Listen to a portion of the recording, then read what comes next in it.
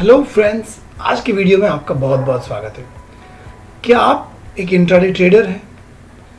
क्या आप एक पोजीशन स्विंग ट्रेडर हैं? स्विंग ट्रेडर का मतलब होता है आज पोजीशन ली, कल परसों वीक के अंदर काट देंगे। क्या आपको ये परेशानी हो रही है कि किस स्टॉक में ट्रेड करें, कैसे फाइंड करें कि किस स्टॉक में ट्रेड करना चाहिए? अगर ये सब आपके सवाल है तो आज ये वीडियो आपको एंड तक ज़रूर देखना चाहिए और आपके हर सवाल का सलूशन इस वीडियो में होगा। ठीक है फ्रेंड, तो चलो इन सवालों के जवाब ढूंढने शुरू करते हैं आज का वीडियो। तो पहला सवाल है कि सर किस स्टॉक में ट्रेड करें? पर्टिकुलरली अगर आप इंट्राडे ट्रेडर हो then this question is very very important. I follow rule 1, I mean to say not rule 1, I follow one rule. Rule क्या कहता है? You got to follow one stock, one time frame and one strategy. Let me elaborate that. शायद कभी बार आपने trading करते time ये महसूस किया होगा कि आप कंफ्यूज हो जाते हो कि आज रिलायंस में ट्रेड करूं, अरे ये मूविंग शेयर है, अरे आज इसमें मूवमेंट ज़्यादा है। टॉप गेनर्स देखते हो, टॉप लूजर्स देखते हो, वॉल्यूम वाइज देखते हो, ये देखते हो, वो देखते हो। फिर स्टॉक सिलेक्ट कर लिया कि चलो आज BPCL में ट्रेड करेंगे, आज तो रिलायंस में ट्रेड करेंगे। चार्ट ओपन करते हो, 15 मिनट का टाइम फ्रेम कहता है it will go up, 30 minutes का टाइम फ्रेम कहता है it will go down, 1 hour कहता है it will remain sideways, daily कुछ और कहता है और कुछ और कहता है। तो क्या करें सर? ये दूसरा सवाल होता है। इन सारे सवालों के जवाब जो मैंने अपने एक्सपीरियंस से ढूंढे हैं वो बहुत सिंपल है and you have to follow rule 1। Rule 1 का मतलब होता है one instrument, one strategy, one time frame. So let me answer that. Let me elaborate this rule in a more better way.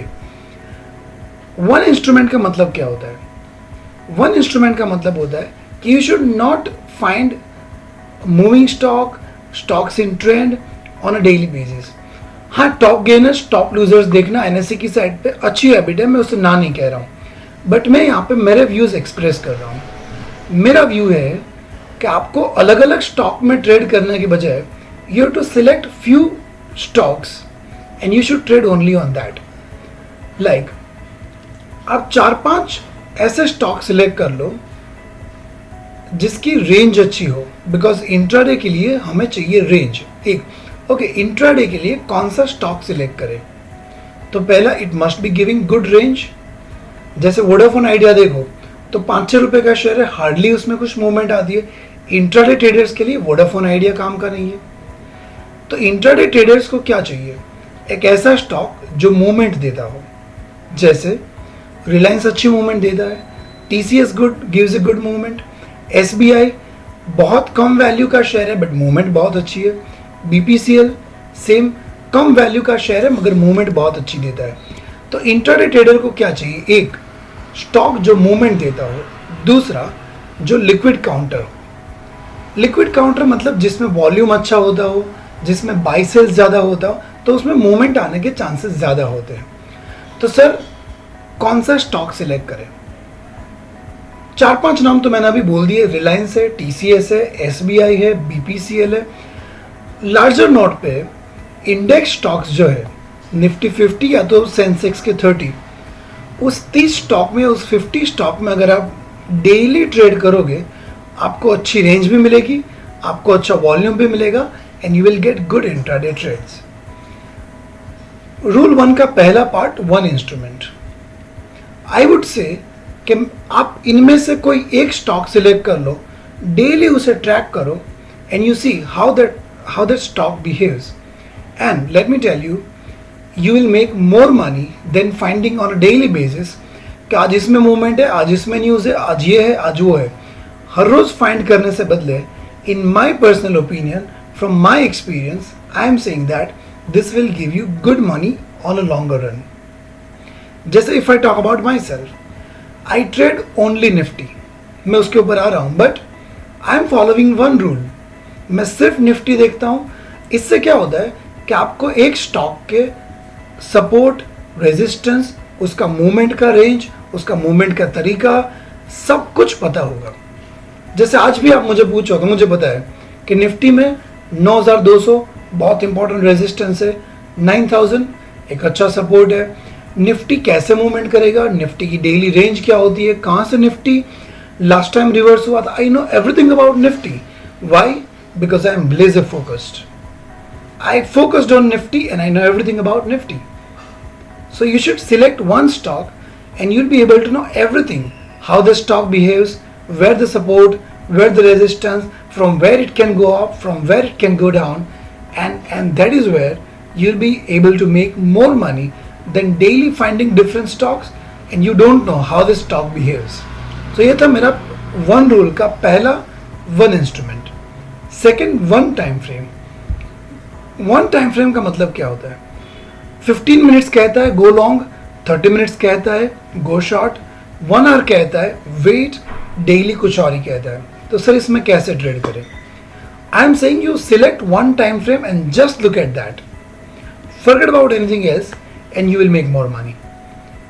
On an intraday basis, I would say 5 minutes and 15 minutes are really good time frame from my experience. If you're aggressive trader, you can go for 5 minutes time frame. If you're a bit conservative, 15 minutes gives good result, but then only look at 15 minutes chart. 30 minutes में क्या है, कहाँ पे moving average है, कहाँ पे क्या है, वो देखने की जरूरत नहीं है.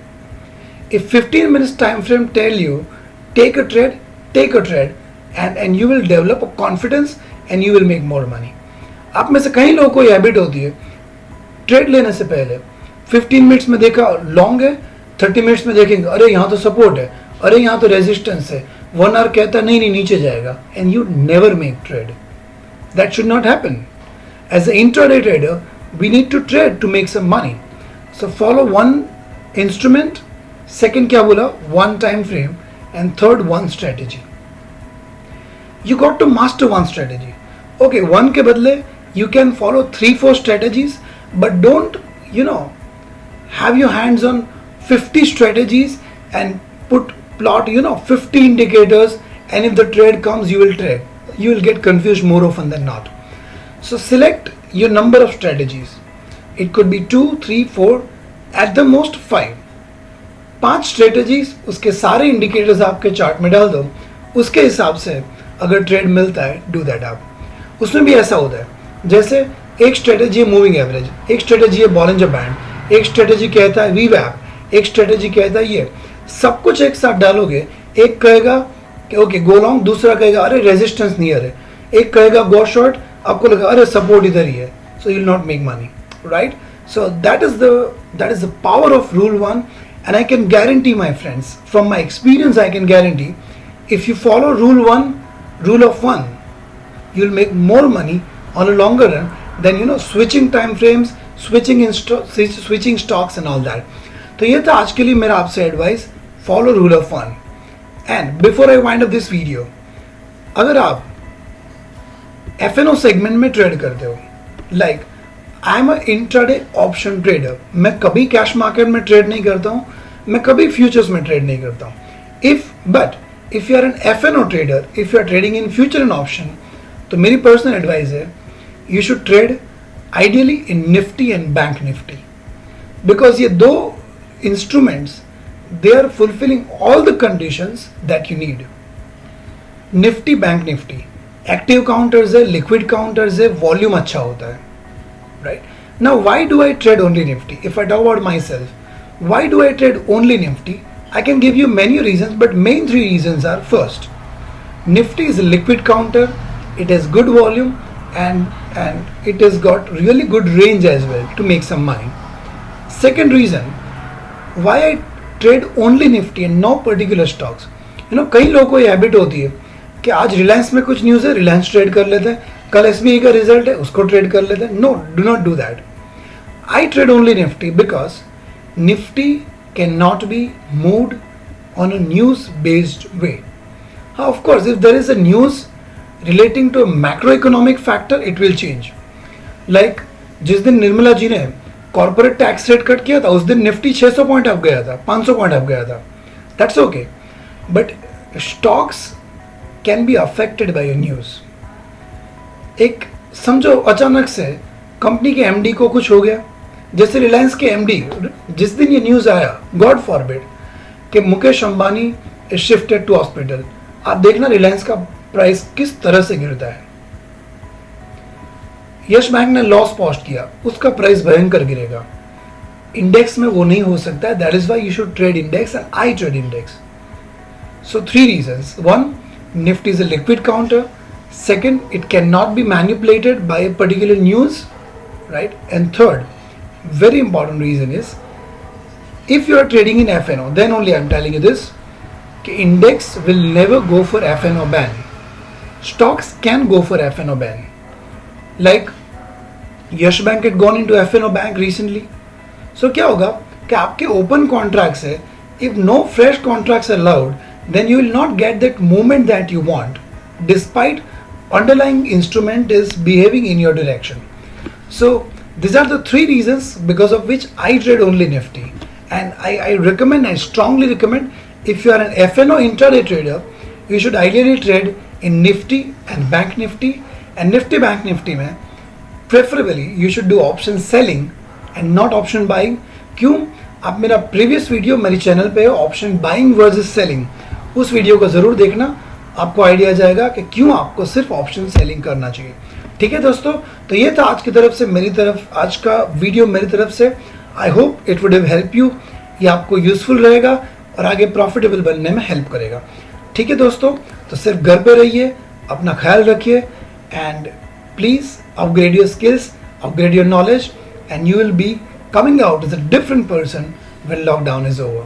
Yes, my friends, thank you so much, and subscribe to this channel and hit the like button if you like this video. Thank you so much. Take care. Bye bye.